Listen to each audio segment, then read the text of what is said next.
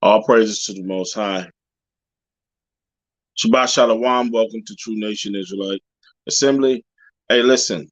Thank you for joining us on this beautiful, beautiful day of Shabbat. Today's lesson is uh, the beast and his false prophet. The name of the day's lesson is the beast and his false prophet. I'm noticing within the organization of, or in the different assemblies of Israel, that there's a spirit of delusionness in the earth. We can find various strongholds everywhere, even and very often within the churches of Yah, you can see that there are various strongholds or delusional or spirits of delusional doctrines within different assemblies, and we have to be very candid about it and speak very frankly about it in order to rid ourselves of these doctrines. Because if they don't hold up to the Bible, then they can only be accounted as wicked. So, because most of the congregations that I've noticed, I believe is similar to the Church of Ephesus. So we're going to go there for an example to see the different things that they dealt with, and then we're going to come up with the biblical solution for that particular problem. All right, let's go to Revelations, the second chapter. We want verses 1 and 2. Revelations 2, 1 and 2. Unto the angel church of Ephesus write, these things saith he that holdeth the 7 stars in his right hand, who walketh in the midst of the 7 golden candlesticks. So when we did our Revelation series, if you remember, the 7 stars was the 7 churches, and the 7 candlesticks represented the wisdom and knowledge of the Most High. And we won't go through that, but you can find that in Isaiah, the 11th chapter. Verse 2. I know thy works and thy labor and thy patience. Come on. And how thou canst not bear them which are evil. So for the most part, just like the church of Ephesus, for the most part, we see and know that most of the congregation of Israel, they can't bear evil. At least that's what they claim anyway. They can't bear evil. We teach against evil. Come on. And thou hast tried them which are apostles and are not, which say they are apostles and are not. Come on. And hast found them liars. And have found them to be liars. This speaks to those brethren who expire, who come right out the gate saying that they are leaders within the children of Israel, within our nation. Nobody taught them, but out of nowhere, they come out and say that they are apostles. They've been sent, they're part of the sent ones, and they start to expound on different doctrines and within the scriptures and things of that nature.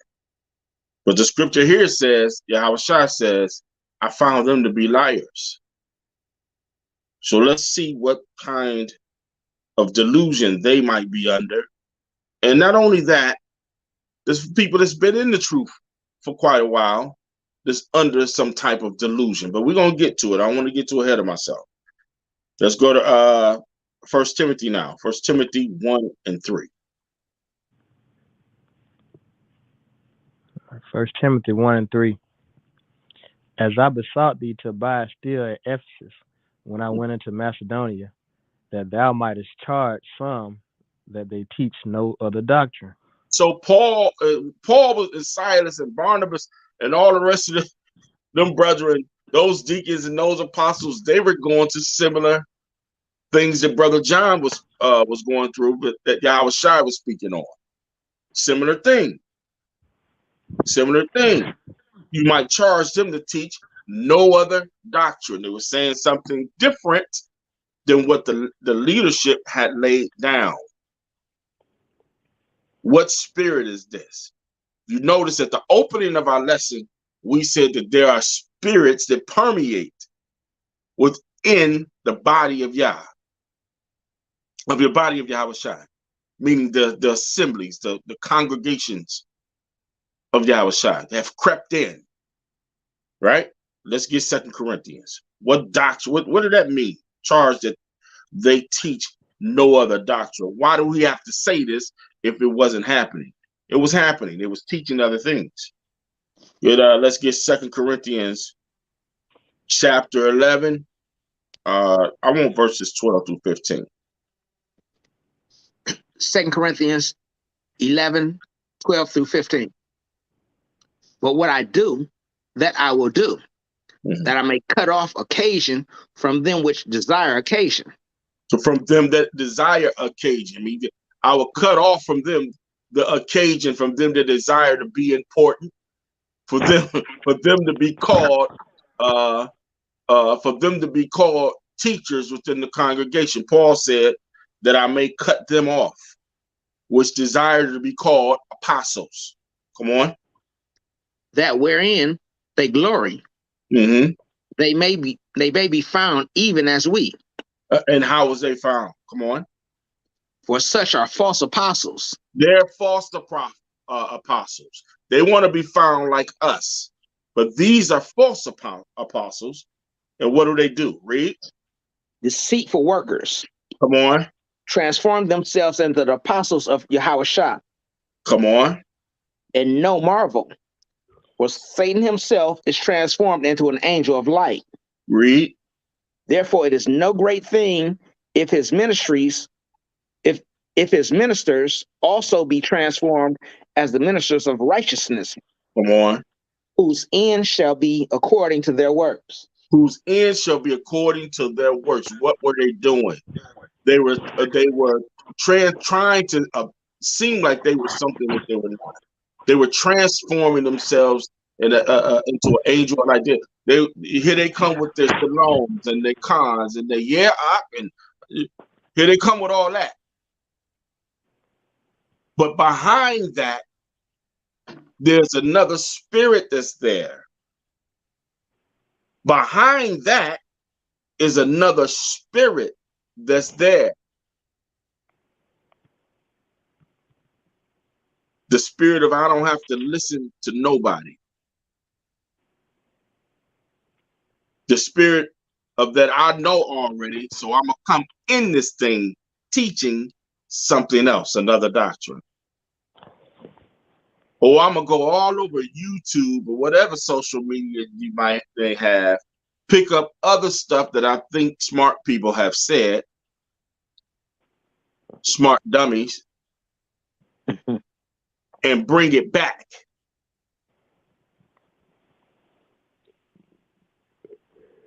That's a problem.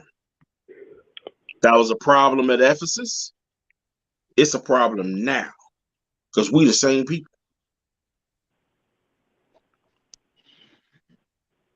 This is important to talk about, brothers and sisters, because Yahawashi is the one who established the apostleship.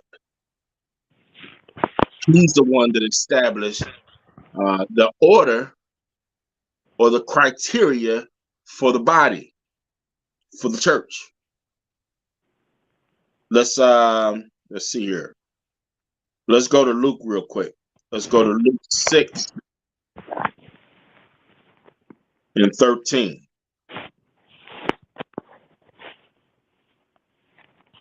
Luke 6 and 13. And when it was day, he called unto him his disciples, and of them he chose 12, whom also he named apostles. Also, out of them he chose 12. Now he's setting order within the body of Yahawashi. He set in the order. And when it was day, he called into him his disciples. And of his disciples, it wasn't just 12 brothers running around with Yahawashi. There was many brothers. But out of them brothers, he called 12 to be the top men, to run the day-to-day. He called them 12. And he named whom he named apostles, meaning his sent ones. Drop down to verse 17. Verse 17. And he came down with them and stood in the plain, and the company of his disciples, and a great multitude of people out of all Judea and Jerusalem, and from the sea coast of Tyre and Sidon, which came to hear him and to be healed of their diseases. So there was a great multitude. There was a great multitude that was there. And out of this great multitude, he called the first men that he called was that first 12. He called them. Now let's go to Luke 10 and 1. Now let's go to Luke 10 and 1. Luke 10, verse 1. Great multitude. He called the first 12. Verse 10 and 1. Luke 10, verse 1. After these things, the Most High appointed other 70 also, and sent them 2 and 2 before his face into every city and place where he himself would come. Where he would come. So he didn't just have 12 disciples. It says right here he has 70. And he sent them in every place, 2 by 2. And they went out expounding and exclaiming and proclaiming that he was coming.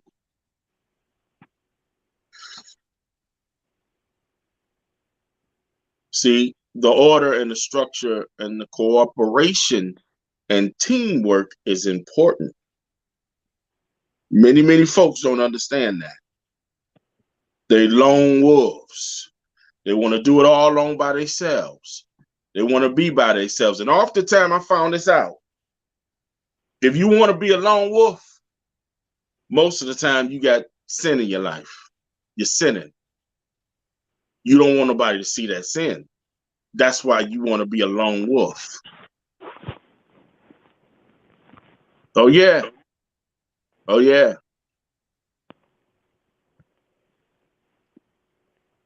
Out here by myself.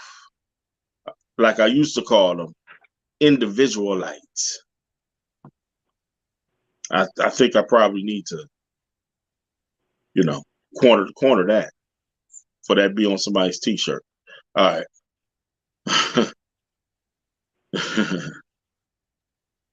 Let's get Revelations. Let's go back to Revelations.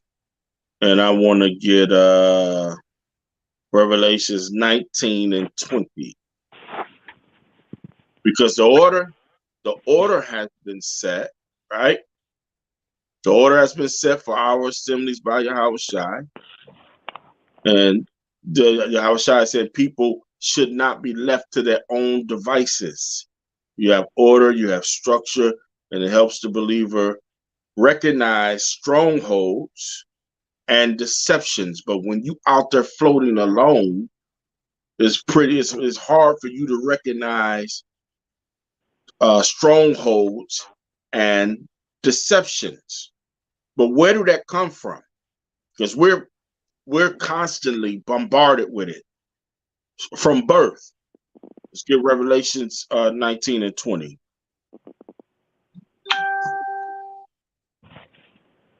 It's 19 and 20. Yeah, Revelations 19 and 20. All right. Book of Revelation, chapter 19, verse 20. And the beast was taken, and with him the false prophet that wrought miracles before him, which he deceived them. Can you speak up? Can you speak up? I can barely hear you. I think I have my hand over the speaker. With which he deceived them that had received the mark of the beast, and them that worshipped his image. These one more time. 20, verse 20, one more time. from the top. Okay. And the beast was taken, and with him the false prophet that wrought miracles before him, with which he deceived them that received the mark of the beast, and them that worshipped his image. These And both were cast alive into a lake of fire, burning with brimstone. with fire and brimstone. So, which deceived them that had received the mark. This is the belief, or the mark, meaning to believe in or had the faith in his system. Now, we teach here that there's two things working. One is the actual belief, the belief in his policy or in his system, and also accepting of something physical. Something physical is happening, something spiritual is happening. You have to accept the spirit first before you receive the physical mark. Of the beast and of them that worship his image, meaning the false messiahs. These both were cast alive into the lake fire burning with brimstone. Now, the beast and his prophet. Let's get Revelation 16. So we understand that there is a system, and we also understand that there's a false messiah. As we just read in Revelations 19 and 20. There's a system of belief, and there is a false messiah. Let's get Revelation 16 and 13. Revelation 16 and 13. And I saw three unclean spirits, like frogs, come out of the mouth of the dragon, Mm-hmm. and out of the mouth of the beast, Come on. and out of the mouth of the false prophet. And out of the mouth of the false prophet. Let's read it one more time. And I saw three unclean spirits, like frogs, come out of the mouth of the dragon. Three unclean spirits come out of the mouth of the dragon. Come on. And out of the mouth of the beast. And out of the mouth of the beast. And out of the mouth of the false prophet. And out of the mouth of the false prophet. What are these three unclean spirits? Number one, out of the mouth of the dragon is his policy and or his media. This is the vehicle that is used to spread, promote his false doctrine around the world. Very, very important to note. This unclean spirit that's coming out of the mouth of the dragon is his policies. His policies is his laws. And the laws are moved or pushed by his media, which is the vehicle to spread his doctrine around the world. Number two, the mouth of the beast. What is coming out of the mouth of the beast? What's coming out, that spirit that comes out of the mouth of the beast is his democracy. And his democracy is being pushed forth in the earth in a way which changes times and laws.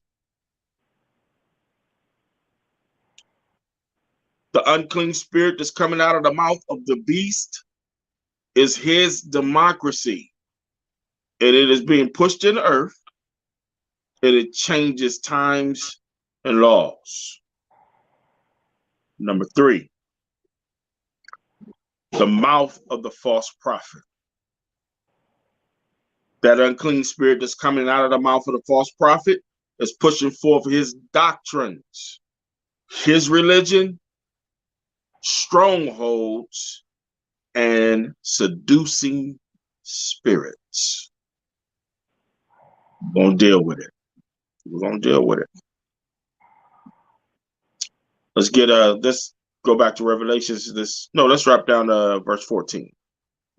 We were at 13. Let's drop down to 14.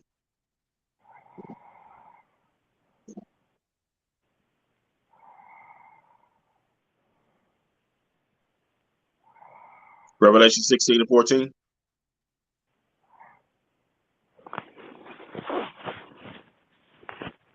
16 and 14. 16 and 14. Revelation Okay. 16. Revelation 16 and 14. For they are the spirits of devils working miracles, which go forth unto the kings of the earth and of the whole world to gather them to the battle of that great day of the Most High Almighty. So they are the spirits, these three spirits that come out of the mouth of the dragon, out of the mouth of the beast, and out of the mouth of the false prophet. These three spirits, they are the spirits of devils. These three spirits are devils. Now, the definition for devils is to be an adversary. Is to be adversarial or to be an adversary. These three spirits are devils, and these three spirits work miracles. And who do they work miracles for? For the kings of the earth and for the whole world, to gather them to battle of the great day of the Almighty. But first, they must change their policies, their laws, and they must infiltrate their faith or create a faith. All right. How do the spirits of these devils work these miracles? And how do they cause one to depart from their faith? Let's get 1 Timothy 4. 1 Timothy 4. 1 Timothy 4 and 1.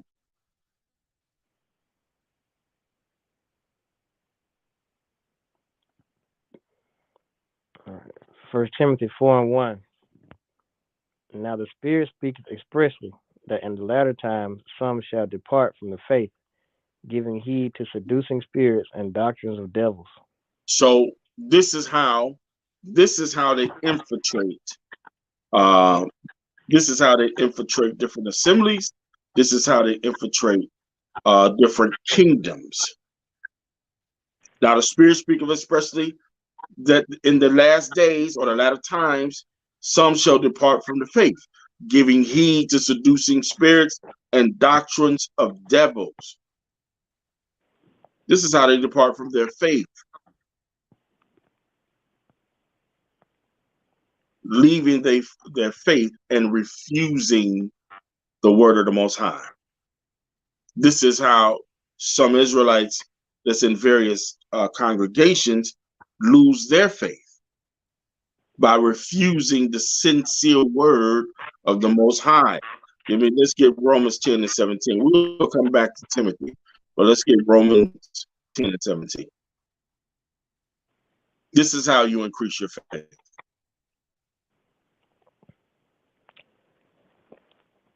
Romans 10 and 17.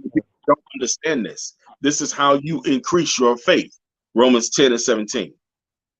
Romans 10 and 17. So Come then on. faith cometh by hearing. Faith comes by hearing. Come on. And hearing by the word of Yah.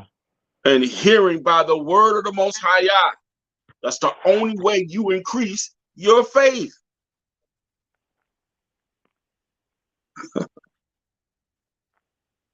But if no one could teach you, if no one could counsel you, if no one could come to you and say, brother, this is what it says in the scripture, or sister, this is what the Bible is saying, how then is your faith increased?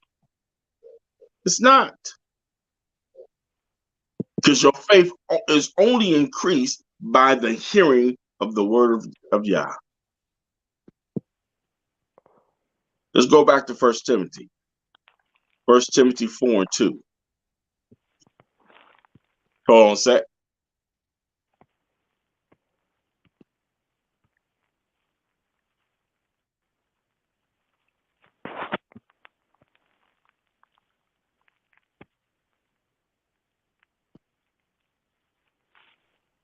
All right. 1 Timothy 4 and 2. 1 Timothy 4 and 2. Speaking lies and hypocrisy, having their conscience seared with a hot iron. Speaking lies and hypocrisy, having their conscience seared with a hot iron. Their lies, their hypocrisy is now strongholds. seared into their brains. Let me ask you a question. If you sear something with a hot iron, is that stain coming out? It's a rhetorical question. If you sear something with a hot iron, is that shirt now ruined? Yes. It's seared. It has a brown stain in it. You're never just getting that out. That's the way some of the false doctrines that people have taken. You can't get them out of it.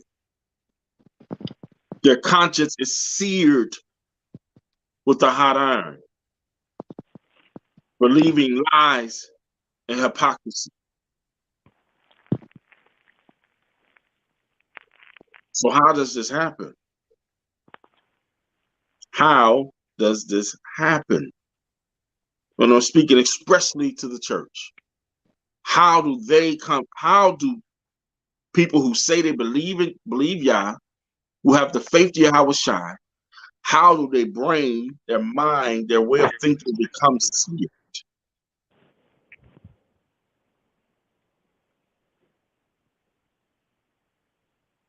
Many of our people that come out of Christianity, or not, because it doesn't necessarily mean you come from the Christian church, but many of our people that come out of Christianity, or like I said, or not, are still seduced with the doctrines of the false prophet, because it starts at birth.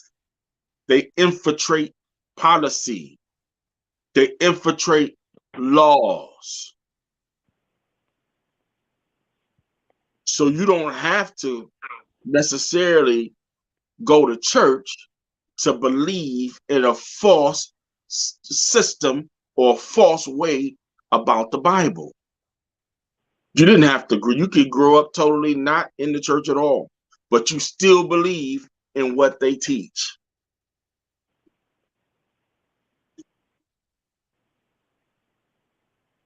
The false prophet drives the belief system of people all over the world, brothers and sisters. That false prophet with his false doctrine and his seducing spirit is what drives people all over the world. And this is one of the vehicles that is used by what is known as or called the World Council of Churches. They set policy for all Christendom. And by doing so, they implement laws through politicians and policies that curve the mind of the people. Even if you don't belong to Christianity, you might be a Muslim, but his teaching is what changes your mindset, or his teaching is what your mind is seared with. Now, I went to the World Council of Churches website, right? Now, I ain't gonna read everything on their website because there's a lot of fluff on there. I'm gonna read synopsis and different things of what's on their website. I want y'all to check this out. So on their website, the World Council of Churches, you can go and look this up in your spare time whenever you want to. You can look this up as well. The World Council of Churches, it says, WCC, is the broadest and most inclusive among the many organized expressions of the modern ecumenical movement, a movement whose goal is Christian unity. You have to take note to Esau's words. Ecumenical. You have to really think about that. What are they trying to say? What are they trying to say? So let's look up ecumenical. Matter of fact, let's go to one of the churches. Matter of fact, I'm gonna go here, and now this is a World Council church, and let me see what they believe. Go to their belief system. The name of this church is, let's see, Saint Augustine, Saint Augustine of Canterbury Church, North Springfield. And this is what they believe. This is a World Council church. They're not a denomination, so they have many denominations. But this is one of their churches in particularly that they set up, right? And this is their faith, what they believe, their tenets of faith. We believe that at the heart of the Christian message is the revelation of God's love in human form in the person of Jesus. That love is for all of us. Sound like something that, many people probably like, oh, that's nice, right? It doesn't depend on who we are, where we are, from where we are from, or what we believe. That's interesting, because I thought this was a Christian church. It said it doesn't depend on what you believe. You can come here. So you could be Muslim, Jewish, you could be whatever. Hindu, you could be whatever. Krishna, doesn't matter. Buddhist, doesn't matter what you are. You can come here or what you believe. We believe that God's love can be found in a multitude of places. And it certainly is too big for any one denomination or even religion to think of it that it has a monopoly on God's love. Ours certainly isn't. We are right. We are right. So right. Oh, ours isn't a church that believes that we are right. So everyone else is wrong.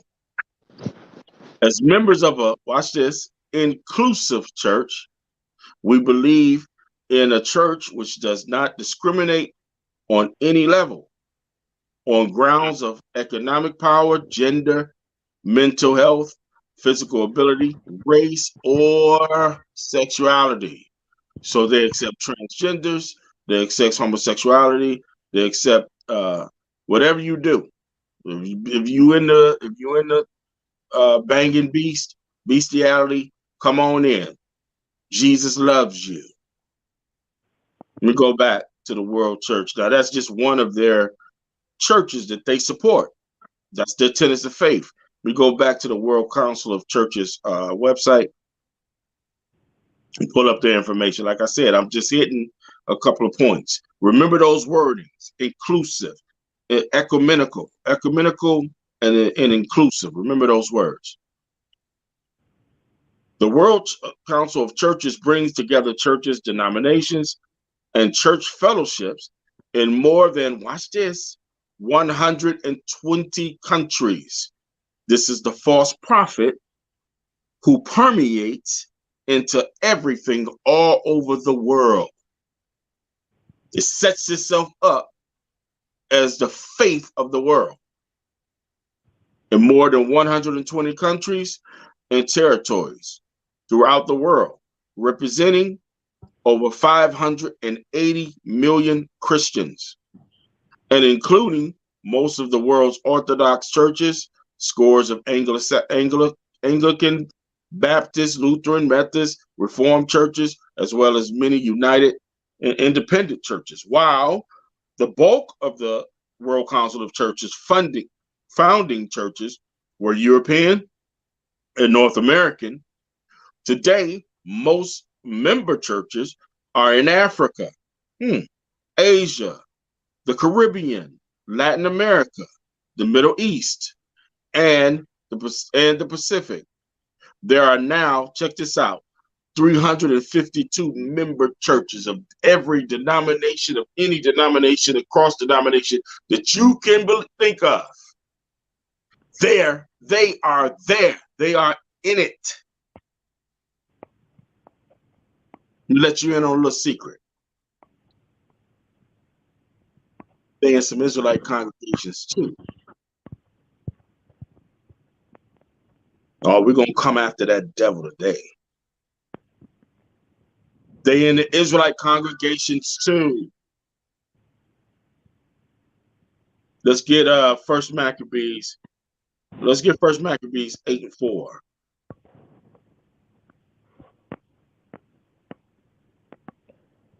First Maccabees 8:4.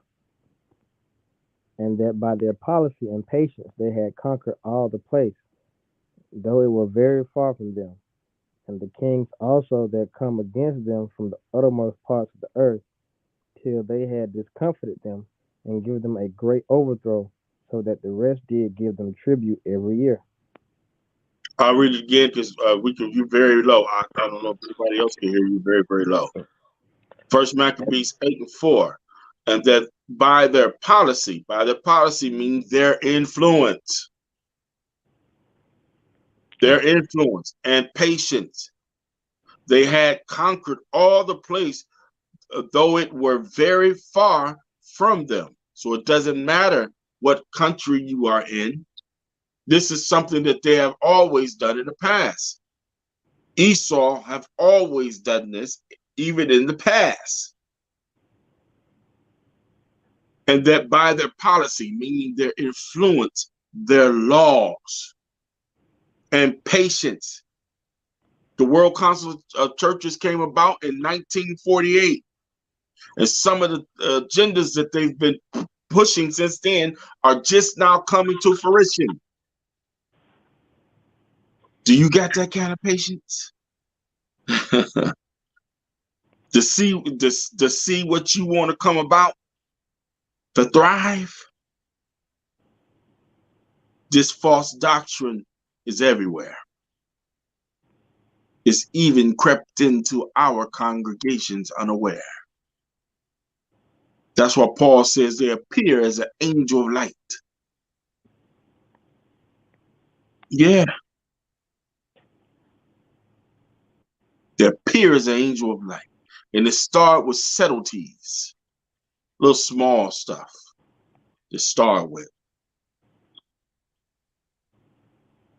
The next thing you know is it's all blown out of proportion.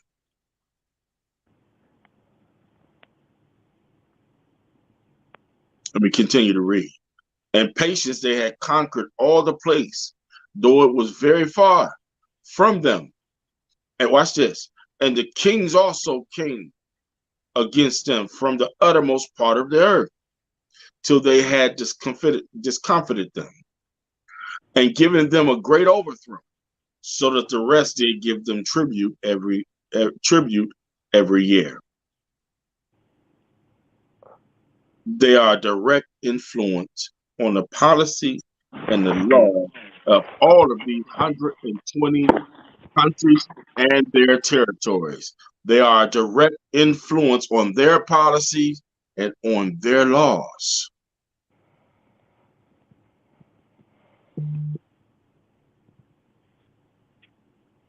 They had a part in the system of which the governments operate. This truth, brothers and sisters, is not complicated. It's not complicated. The truth is black and white. There is no gray area when it comes to the truth. Oh, we love everybody. Oh, it doesn't matter. Oh, you transgender, come on in here and be a teacher, be a bishop, be an elder. Come on in here. The truth is not complicated. It is or it isn't. The Most High don't operate like that. There's nothing lukewarm about him. Matter of fact, he said, if you lukewarm, I'll spew you out your mouth. I'd rather you be hot or cold. Be hot for me or be cold for me.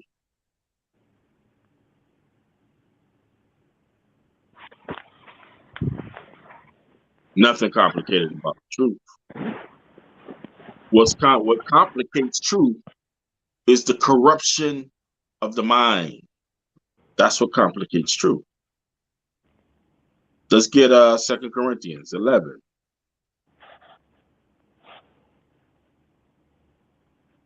Let's start at verse 3. All right, 2 Corinthians 11:3. But I fear lest by any means, as the serpent beguiled Eve through his subtlety, your minds should be corrupted from the simplicity that is in Yahawashi. So from the simplicity, your minds will be corrupted. This is how you're easily fooled, because your mind is seared with a hot iron, and it is corrupted from the simplicity of the gospel. It's easy. It is or it isn't. This is the law. This is not the law. This is what you should be doing. This is not what you shouldn't be doing. But if your mind is seared with a hot iron, now, brothers and sisters, there's complications. Is the Sabbath is it really every 6 days, or should we be following the lunar calendar? Your mind has been corrupted. It says 6 days, not 7, not 8, not 9 days. It says 6.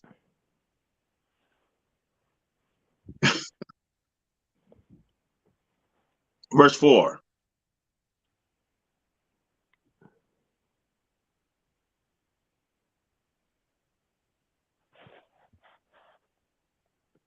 Second Corinthians 11 and verse 4.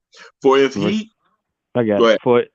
For if he that cometh preacheth another Yahawashi, whom we have not preached, or if you receive another spirit which ye have not received, or another gospel which ye have not accepted, you might well bear with him. So might as well bear with him means correct him.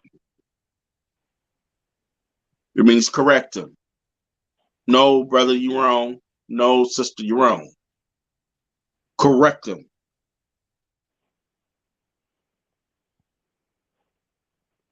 If they don't receive your correction, you bring them for the assembly. Hey, listen, I told this brother, I told this sister twice.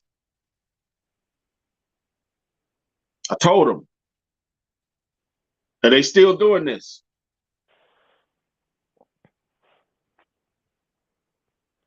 To bear with them means to correct them. I don't mean let them get away with it. That's just me. Hey, listen, correct them. And if they keep doing it, just mark them. Say, hey, they still doing that. So let them be. They still doing the same thing after you corrected them.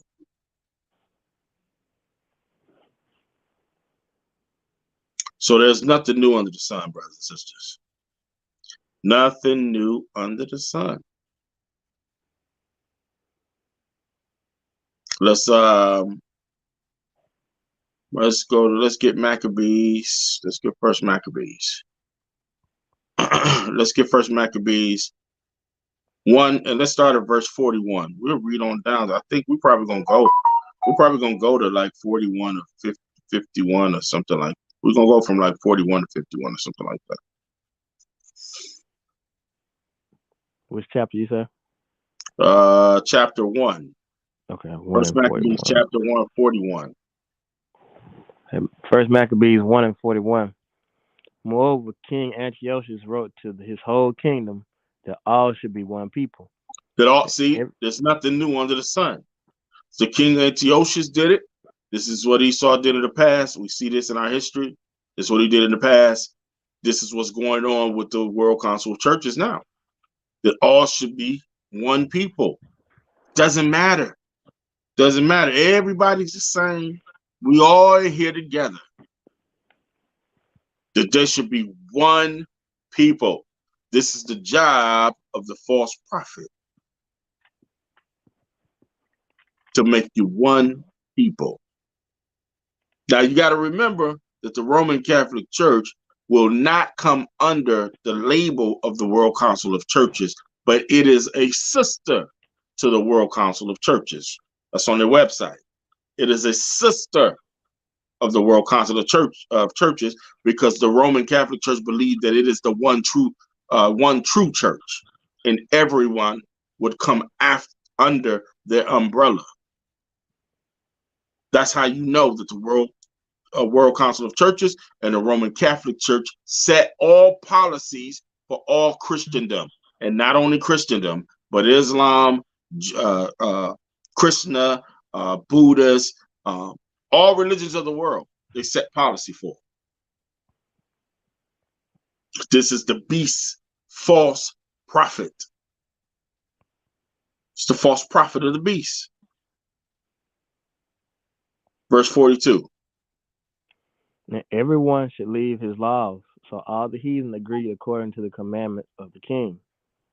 Yeah, many also of the Israelites consented to his religion. They sacrificed unto idols and profaned the Sabbath. So these are those Israelites that are seduced by doctrines of devils, the ones that Paul referred to and the ones that I'm talking about today. Same, nothing new under the sun. Same thing. Nothing new under the sun. You have Israelites that have crept in these congregations unaware, unbeknownst to us. They crept in and has been seduced by doctrines of devils. Verse 44. For the king had sent letters by messengers unto Jerusalem and the cities of Judah, that they should follow the strange laws of the land, and forbid burnt offerings and sacrifice, and drink offerings in the temple, and that they should profane the Sabbath and festival days, and pollute the sanctuary and holy people, set up altars and groves and chapels of idols, and sacrifice swine's flesh and unclean beasts. Come on. That they should also leave their children uncircumcised and make their souls abominable with all manners of uncleanness and profanation, to the end they might forget the law and change all the ordinances. That is the whole purpose. That is the whole purpose of organizations like the World Council of Churches. That is their main purpose, to the end that they might forget the law and change the ordinances. That is the purpose of the World Church Council of Churches, the World Council of Churches. That is their main purpose, for you to forget the law. Come on in. And they add a lot of fluff on it, a lot of feel good. Those feel goods to you naturally. We accept anything you do. There is no judging here. We're not judgmental.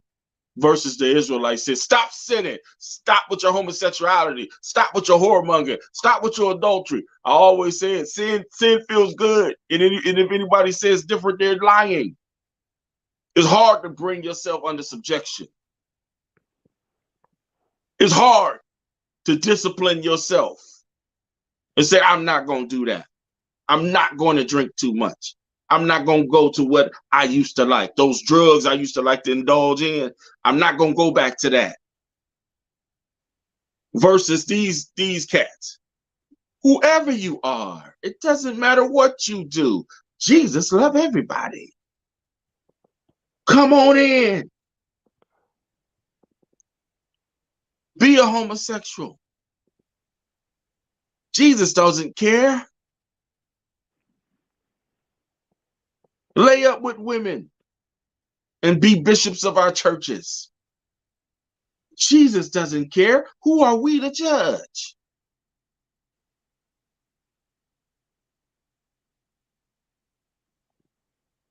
This is their job as the false prophet of the beast.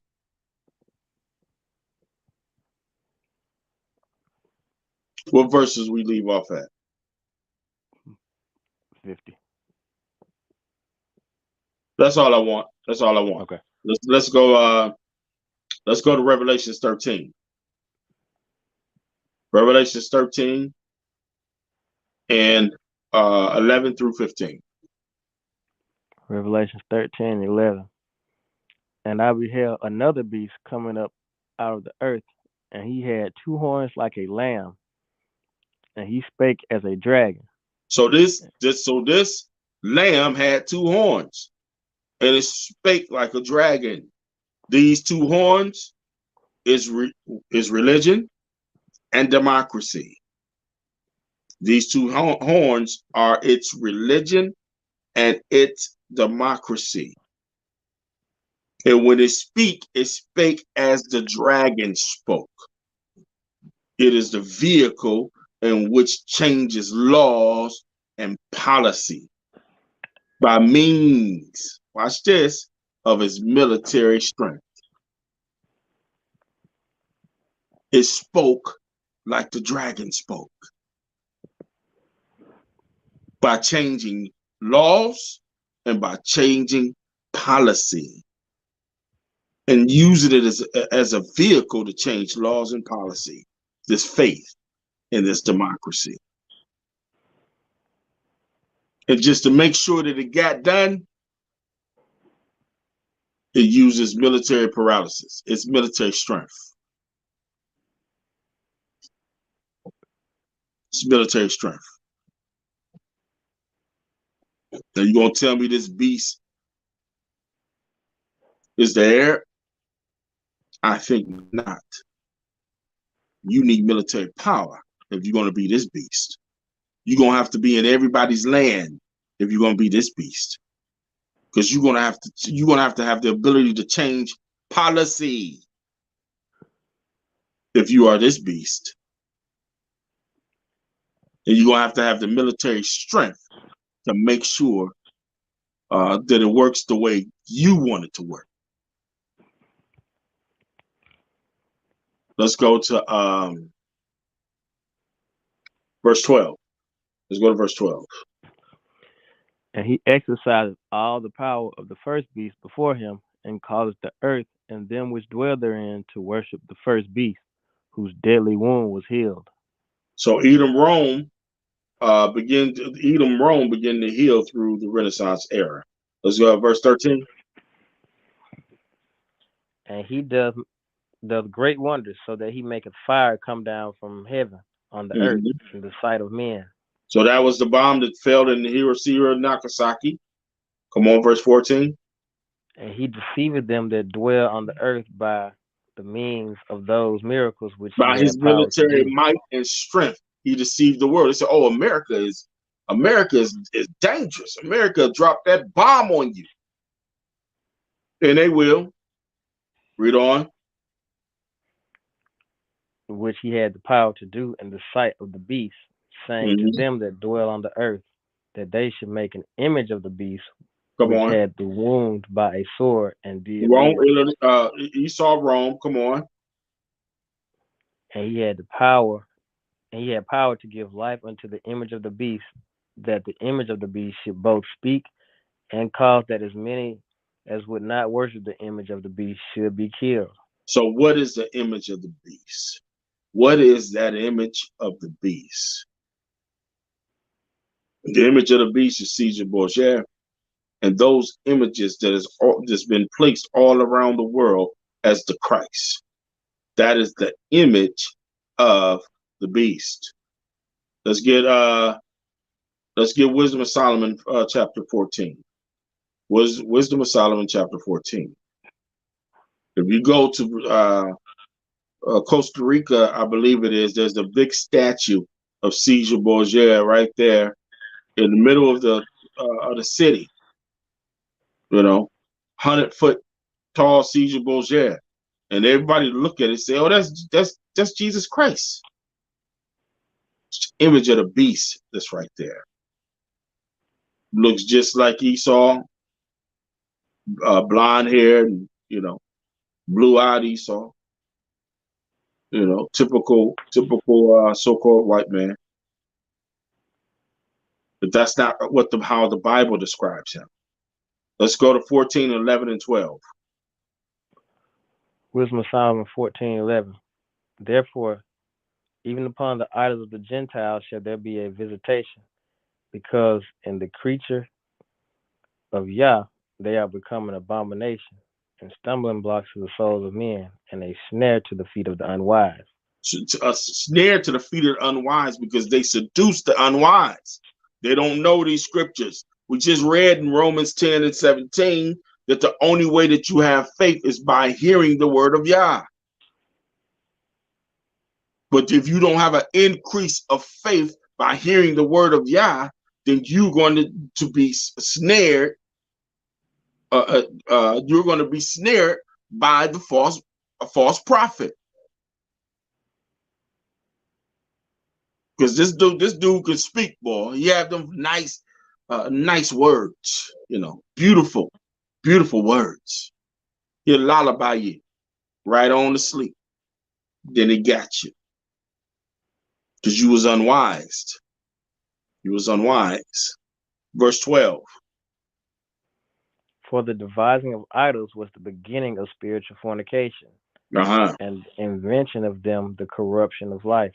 The invention of them is the corruption of life. The invention of this image of the beast is the beginning of the corruption of life, or when it started. When they made that image and put it up before people as the Christ,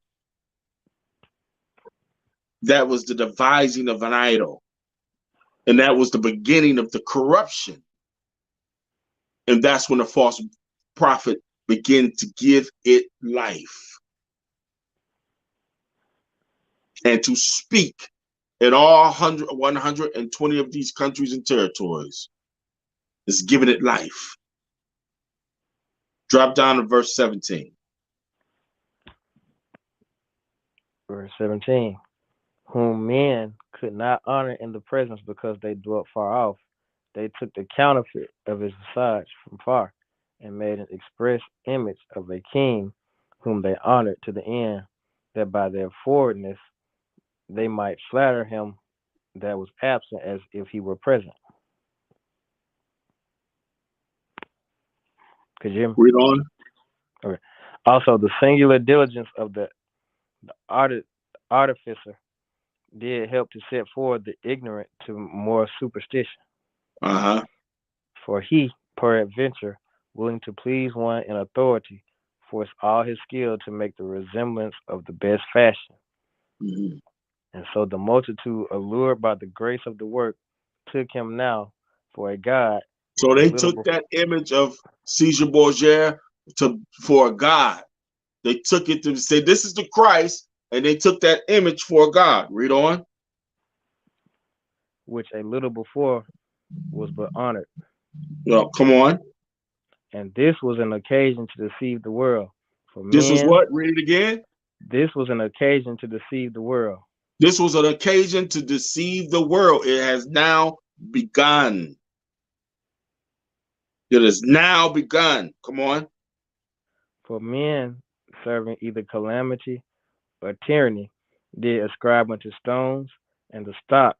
Stones The, and stocks is going into Christianity and Islam. Stone for the cobblestone of Islam, stocks for the wooden cross of Christianity. Read on. the incommunicable name. Read on. Moreover, this was not enough for them, that they erred in the knowledge of Yah, but whereas Uh-huh. they lived in the great war of ignorance, though Come so on. great plagues called they peace. Read. For whilst they slew their children in sacrifices, or used secret ceremonies, or made revelings of strange rites. Uh-huh. This is what Christianity is today. Strange rites. Not what they called Christians back then, but what it is today. Come on. They kept neither lives nor marriages any longer undefiled, but either one slew another traitorously, or grieved him by adultery,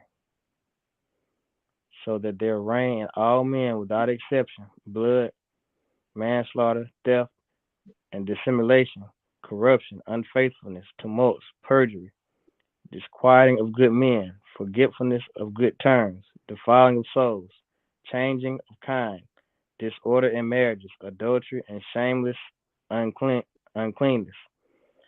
For the worshipping of idols, not to be named, is the beginning, the cause, and the end of all evil. Of all evil.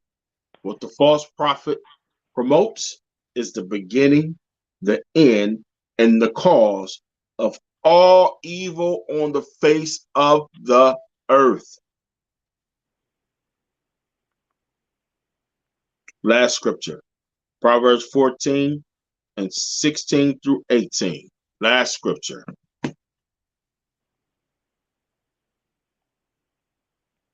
Book of Proverbs, chapter 14, verse 16. A wise man feareth and departeth from evil, but the fool rageth and is confident. He that is soon angry dealeth foolishly, and a man of wicked devices is hated. Simple inherit folly, but the prudent are crowned with knowledge. So the prudent, the man of knowledge is the man of wisdom is crowned with knowledge. Our job, brothers and sisters, is too important to succumb to these lies. The lies of the devil, his doctrine, is permeating all over the earth. And you, brothers, hear me well. You, brothers, you stand as the vanguards of truth, fighting for the souls of your people. You, brothers, got to understand who you are in this truth. Fighting for the souls of your people. Our job is that important. I don't want you to take it lightly. I don't want you to go over into devilish, seducing doctrines. I want you to be strong in the Lord, in the power of his might. That's right. I want you to be strong. We're going to leave it there. We're going to leave it right there. All right, so for all of us, all of you all that's watching by social media, I want to thank you for joining us, allow us to speak to you. If you have any questions about what I said or concerns about what we talked about today, drop us a note. We'll share the lesson, if you will. If you know someone that may be interested, or if you just want to share it, share it. Hit the like button. Boop. Hit that share button. Boop. Y'all bless you. Y'all keep you, heaven smile upon you, and give you peace. We're going to go on with our with the rest of our talk this evening. But until next time, shalom, shalom. God bless. Y'all keep you.